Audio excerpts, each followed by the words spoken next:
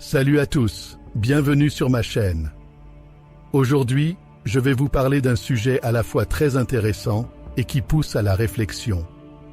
Vous allez être surpris et en même temps, vous vous demanderez quel type de monde nous attend à l'avenir. Mais avant tout, laissez-moi vous dire ceci. Cette vidéo vaut vraiment la peine d'être regardée jusqu'à la fin. Parce que ce dont nous allons parler est un sujet beaucoup plus profond et complexe. À la fin de la vidéo, votre opinion pourrait bien changer. Alors commençons. J'ai à la fois une bonne et une mauvaise nouvelle pour les personnes de gauche. Bonne nouvelle, le capitalisme est mort. Mauvaise nouvelle, le système qui lui a succédé les rend encore plus tristes. Oui, vous avez bien entendu. Le capitalisme n'est plus avec nous et le nouveau système qui le remplace, voyons un peu quelle sorte de changement il va apporter. L'économiste grec et ancien ministre de Syriza, Yanis Varoufakis, déclare « Le capitalisme est mort. Il a été remplacé par le techno-féodalisme. » Oui, cette affirmation peut sembler un peu folle, mais aujourd'hui nous allons l'examiner. Selon Varoufakis, la technologie a tué le capitalisme presque d'elle-même. C'est une perspective tellement intéressante qu'on a vraiment envie d'en apprendre plus.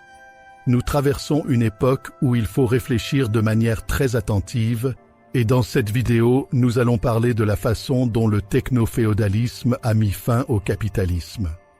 Mais d'abord, jetons un coup d'œil à ce qu'est le techno-féodalisme. Allons, essayons de comprendre ce nouveau concept ensemble. Yanis Varoufakis dit que la gauche a tenté pendant des années de mettre fin au capitalisme, mais elle n'a jamais réussi. Mais en réalité, ce n'est pas nous qui avons tué le capitalisme, c'est le capitalisme lui-même qui s'est suicidé. Et comment cela a-t-il pu arriver? Voici la partie intéressante.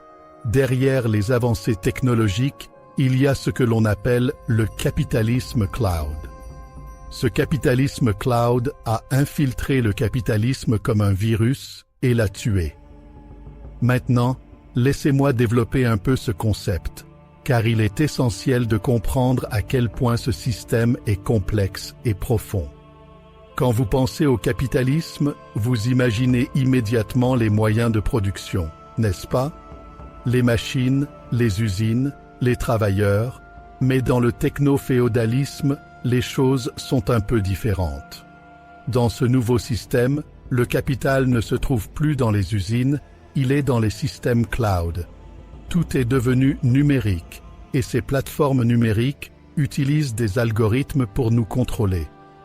Lorsque nous naviguons sur les réseaux sociaux, ces algorithmes, sans que nous en soyons conscients, suivent chacun de nos mouvements, essaient de capter notre attention, orientent nos désirs, et nous vendent constamment des produits.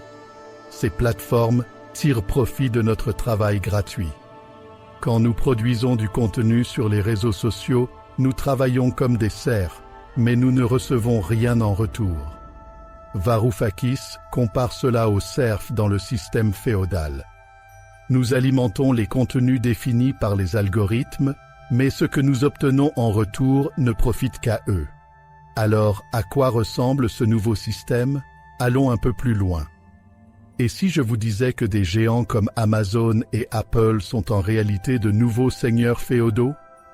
Amazon gagne de l'argent en prenant des commissions des petits capitalistes et Apple prélève une part des applications des développeurs externes. Ces géants de la technologie, en gros, se servent de notre travail pour grandir. Plutôt intéressant, non? Mais la question essentielle ici est, sommes-nous vraiment libres? Notre liberté a été réduite à presque rien.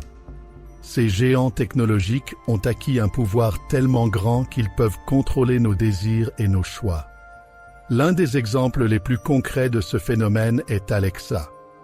Imaginez-vous en train de parler à Alexa, et vous avez ce sentiment que vous l'entraînez et qu'elle vous connaît mieux. Des plateformes comme Spotify, YouTube et TikTok fonctionnent de la même manière. Mais qu'en est-il de notre liberté de décision? Selon Varoufakis, ce nouveau système restreint complètement la liberté individuelle. En effet, les géants de la technologie dirigent désormais chacun de nos mouvements. Chaque pas que nous faisons, l'endroit où nous allons, ce que nous achetons, tout est décidé par les algorithmes. Par exemple, lorsque vous recherchez un produit sur Amazon, en réalité, vous ne voyez pas la meilleure option. Les algorithmes vous montrent l'option qui est la plus rentable pour Amazon. Dans ce système, l'individu n'est plus un décideur, il est seulement un spectateur. C'est comme perdre la possibilité de faire des choix libres, comme c'était le cas dans le capitalisme classique. Varoufakis interprète cela comme l'utilisation du pouvoir de la technologie à des fins personnelles. Mais il y a un aspect intéressant ici.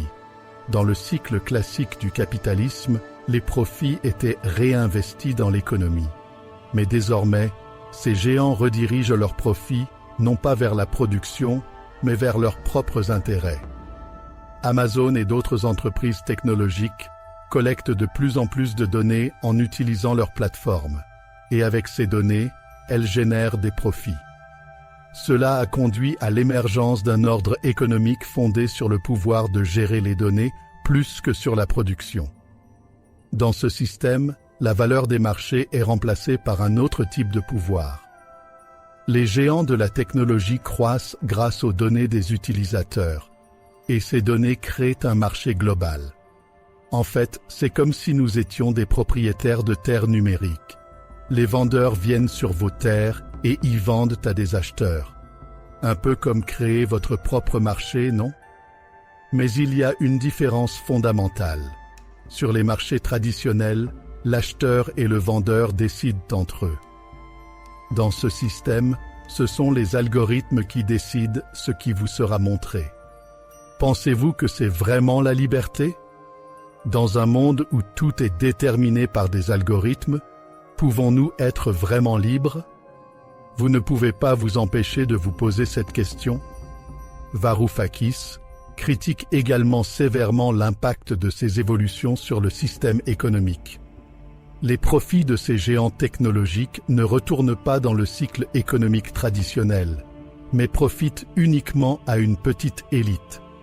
La principale raison pour laquelle ces géants de la technologie sont aussi puissants est qu'ils détiennent le marché. Ils sont devenus des entreprises incroyablement grandes. Des entreprises comme Meta, Google, Amazon, Apple sont plus grandes que toutes les autres entreprises mondiales en termes de valeur boursière. La Chine est également un concurrent sérieux dans ce domaine et utilise les systèmes de monnaie numérique pour accroître son pouvoir. Mais malgré tout, le capitalisme est-il vraiment fini? Il y a encore une énorme concurrence sur le marché, et cela définit les nouvelles frontières du techno-féodalisme. Il y a encore beaucoup de choses à dire. Mais pour l'instant, cette vidéo s'arrête ici. Si vous avez aimé la vidéo, n'oubliez pas de cliquer sur le bouton « J'aime ». Partagez aussi vos pensées dans les commentaires et abonnez-vous à ma chaîne. À très bientôt dans les prochaines vidéos.